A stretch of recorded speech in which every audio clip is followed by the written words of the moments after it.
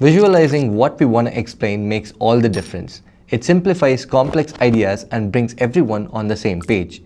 When we plan our code during team meetings, we dive into algorithms, design patterns, and system flows. And what better way to represent all of that than with a flowchart?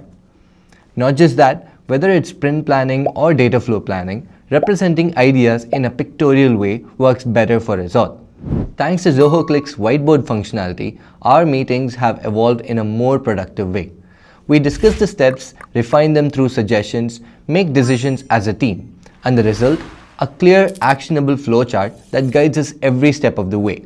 With whiteboards, we don't just visualize an idea or an algorithm, we simplify not just collaboration, but even the most complex ideas so that the team understands them better.